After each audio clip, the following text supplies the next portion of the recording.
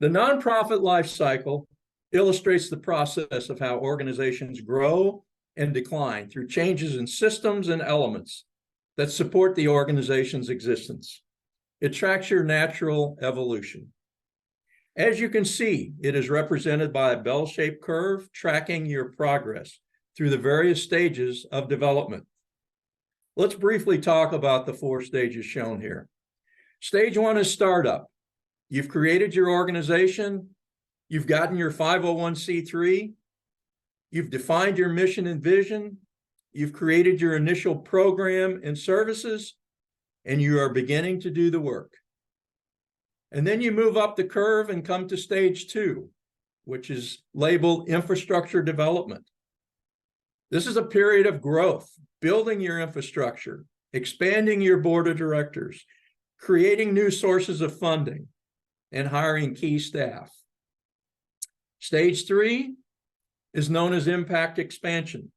This stage is known for scaling your impact through various means, including new programs, partnerships, sources of funding, locations. You are at your peak performance in stage 3. But as you can see, at some point, things begin to flatten out for a number of reasons. Competition increases, staff turnover increases, recruiting and maintaining board members becomes more challenging, funders are not renewing.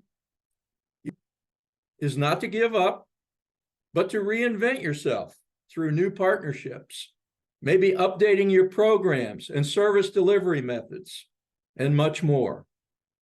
Recognize that what worked in the past may not work as well today and in the future. Change has to occur to stay relevant. Let me restate that. Change has to occur to stay relevant. If you fail to do this, you risk everything you have worked so hard for and potentially could have to shut your doors. 30% of all nonprofits fail to exist after 10 years. And part of the reason why is that they don't understand these stages of development and see the signs when change needs to occur.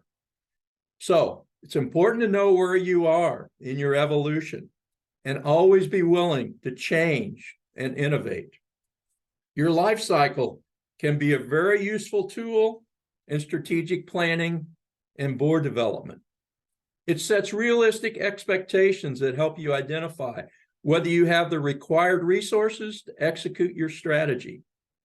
It anticipates and prepares for challenges ahead.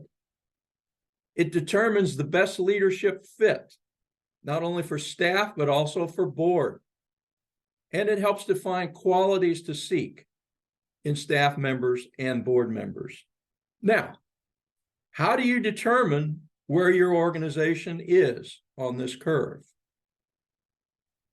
This slide gives a granular look at the different stages, along with key performance indicators, as you can see down the left-hand side. To illustrate, let's focus on stage 3 and see what it says for each of the key performance indicators on the left side.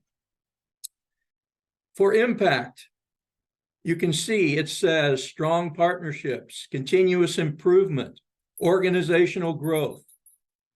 You are essentially the go-to organization in your community. For governance, you have a strong board focused on policy and fundraising, and much of the daily operations have been delegated to the CEO. For culture and operations, you have a well-defined culture. You have a full staff in place with clear division of responsibilities. You have a strong volunteer base that supports your operations, and you have a competitive advantage in talent recruitment.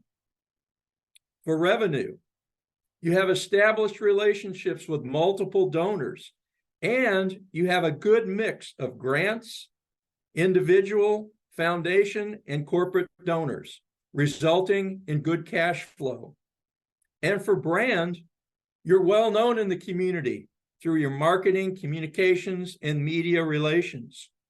Your staff, volunteers, and board members are all equipped to be community ambassadors for the organization.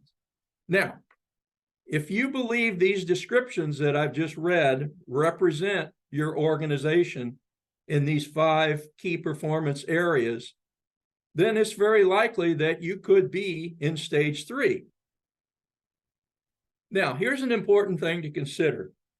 It is possible, if not probable, that you will observe some misalignment, meaning that the 5 key performance indicators don't all fall under the same growth stage. And let me give you an example. Maybe your impact shows that you are in the stage 3 area of growth, but revenue still looks to be in the stage 2 phase. This indicates a necessity to double down on your fundraising efforts to keep your organization moving forward. One of your goals here is to make sure that you are closely aligned as possible with the different key performance areas in the stage that your organization looks to be in. Please take a look at this information further in the coming days, and we'll be discussing it more in our next meeting. Let's transition to our second topic, which is on identifying and understanding your full cost of operations. The dollar bill illustration is very important for us to distinguish the different types of costs a nonprofit has and how important it becomes in raising funds. Nonprofits need money to cover more than just direct program expenses. They also need funds to cover management and administrative costs. This dollar bill illustrates the full cost of successful operations. Let's quickly review them.